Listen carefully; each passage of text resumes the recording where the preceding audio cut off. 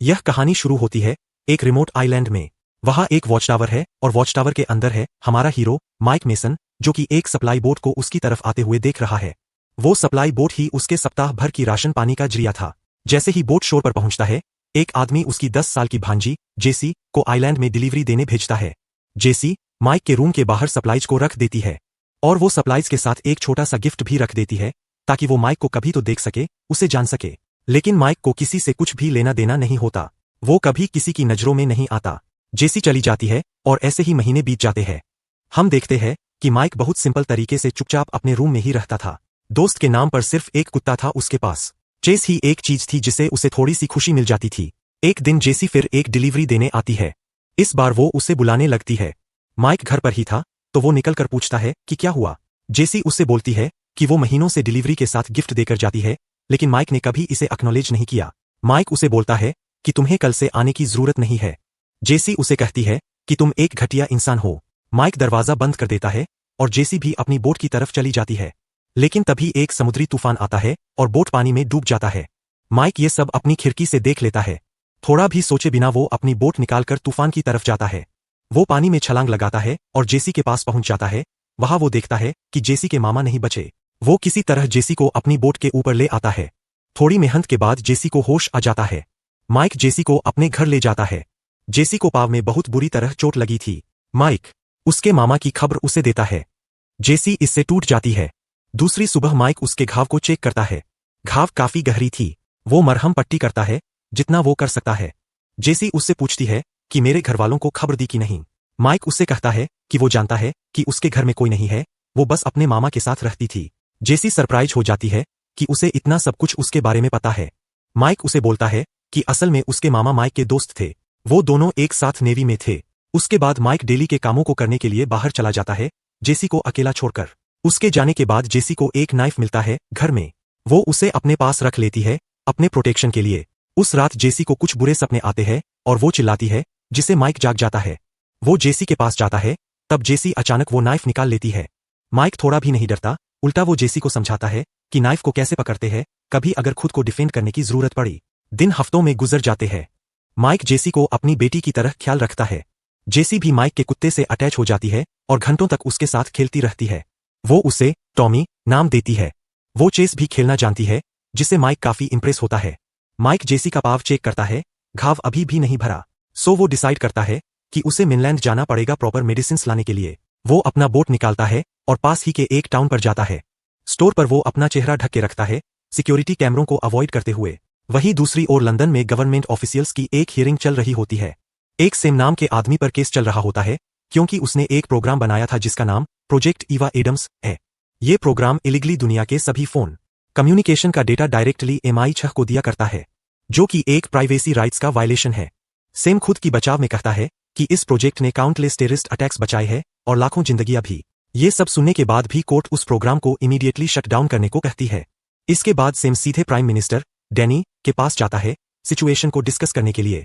Danny अच्छी तरह जानता है कि इस प्रोग्राम की क्या अहमियत है, लेकिन इलेक्शन सर पर होते हैं और इसीलिए उसके हाथ बंधे थे। वो सेम से बोलता है, इलेक्शन तक ये सब बंद करके रखो। अगर कुछ ऑपरेशन करो भी तो किसी की नजर में मत आओ। सेम मान जाता है। सीन चेंज होता है और हम देखते हैं माइक कुछ नए कपड़े भी ले लेता है जेसी के लिए। जैसे ही वो जाने वाला होता है, वो अचानक कुछ इन्फ्लुएंसर्स के वीडियो के पीछे आ जाता है और ये वीडियो MI6 का वो प्रोजेक्ट पकड़ लेता है। सिस्टम उसके फेस को स्कैन करता है और फ्लैग कर देता है। ये इन्फॉर्मेशन सीधा MI6 के नए डायरेक्टर रोज तक पहुंचती है। जब वो उसकी फाइल देखती है, उसमें माइक का फेस अलग होता है, जो एक इंटरनेशनल टेररिस्ट है जिसने मल्टीपल बॉम्बिंग्स की है। वो इमीडिएटली अपनी टीम को ऑर्डर देती है, जल्दी एक स्पेशल टास्क फोर्स भेजो और उसे पकड़ के लाओ। अगले दिन माइक जेसी के घाव की मरहम पट्टी करता है। जेसी अपने नए कपड़ों से काफी खुश है। शाम को दोनों डिनर कर रहे थे कि माइक को बाहर से कुछ सुनाई देता है। वो बाहर देखता है कि एक बोट उनके पास आ रही है। बहुत सारे ऑफिसर्स आइलैंड की तरफ आ रहे होते हैं, लेकिन माइक भी कम नहीं था। उसने जगह जगह ट्रैप्स लगाकर रखे थे जिसको उसने एक्टिवेट कर दिया था। ज्यादातर ऑफिसर्स आइलैंड में कुछ दूर चलते ही ढेर हो गए। एक ऑफिसर माइक को देख लेता है और फायर कर देता है।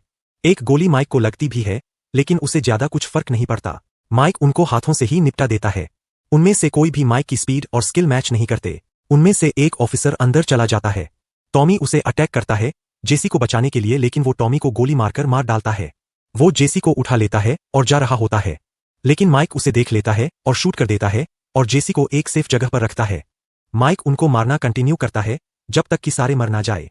फिर वो जेसी की तरफ जाता है और कहता है कि उन्हें जल्दी यहां से निकलना पड़ेगा। वो टॉमी की बॉडी देखता है और वो टूट जाता है, लेकिन इस समय उसके पास दुख करने का भी टाइम नहीं होता। वो और जेसी एक बोट पर बैठते हैं और चले जाते हैं।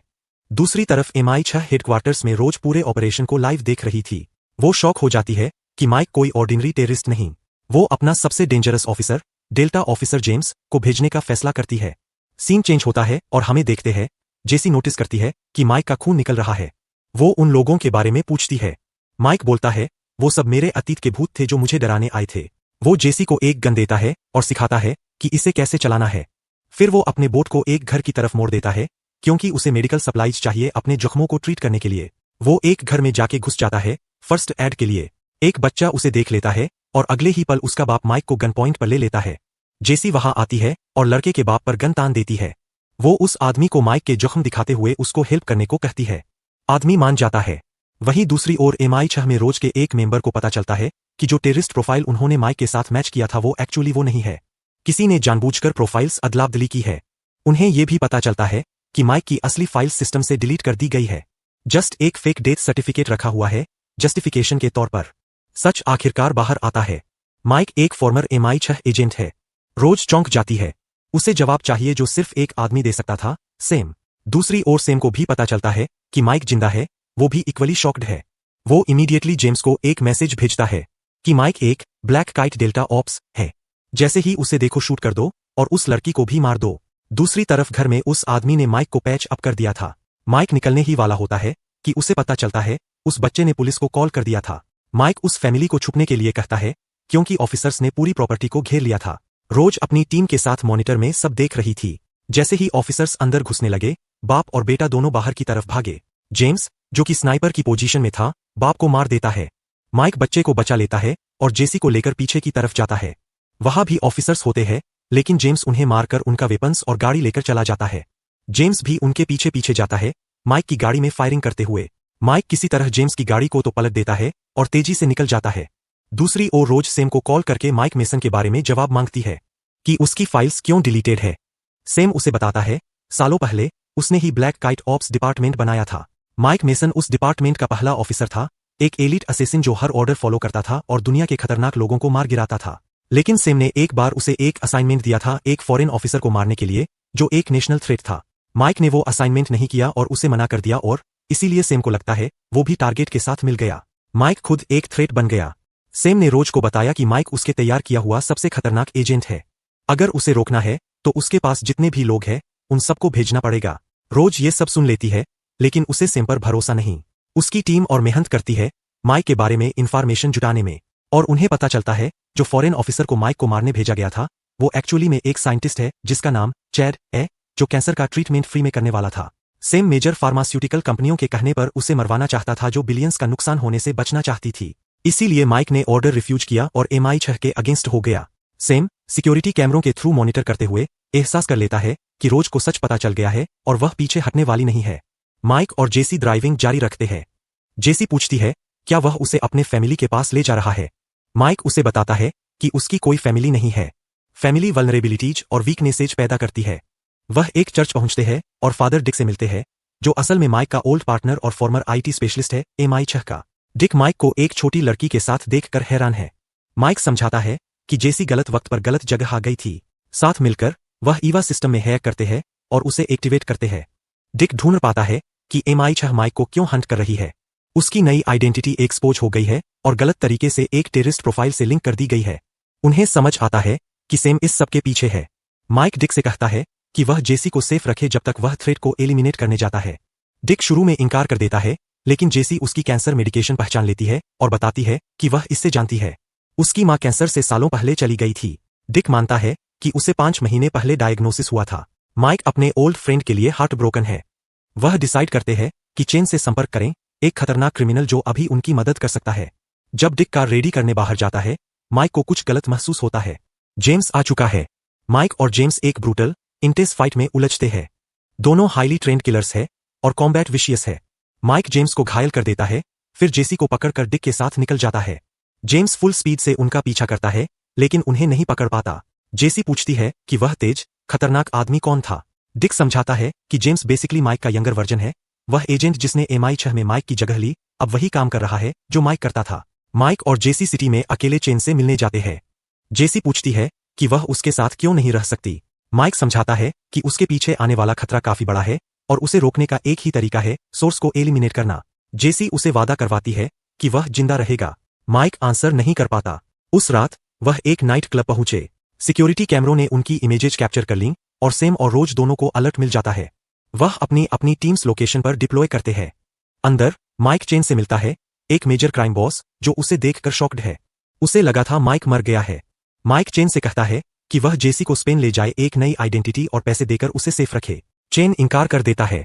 माइक समझाता है कि उसके हैकर के पास डिटेल में इंफॉर्मेशन है उन कंटेनर्स के बारे में जिसमें चेन ट्रैफिक की हुई गर्ल्स को अपने डॉक्स में छुपा के रखता है। अगर चेन मदद नहीं करेगा तो वह इंफॉर्मेशन सीधे MI6 के पास जाएगी, जिससे चेन को मिलियंस का नुकसान होगा।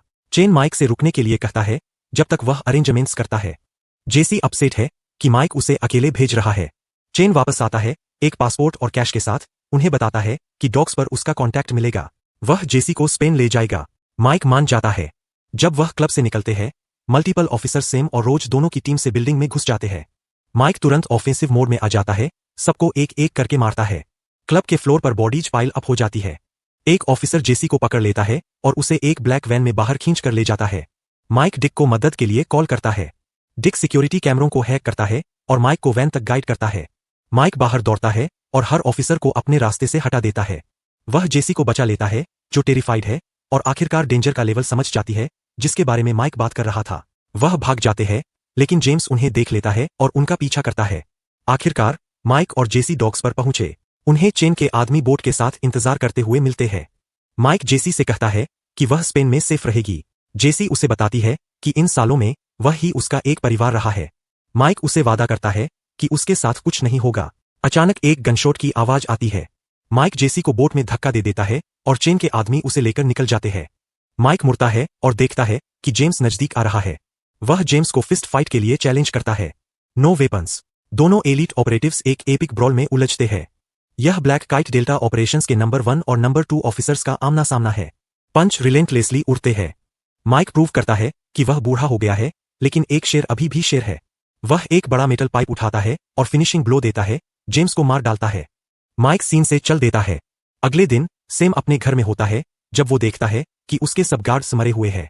वो तुरंत समझ जाता है कि माइक उसके घर में है।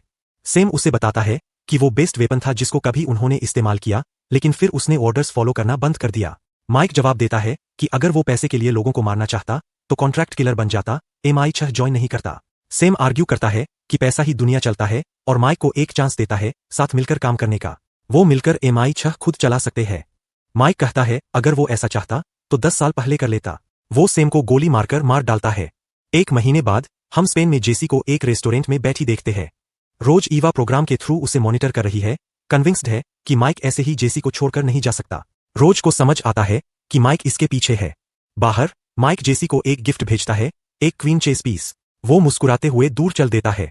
अंदर जेसी गिफ्ट पाती है और समझ जाती है कि माइक जिंदा है। वो भी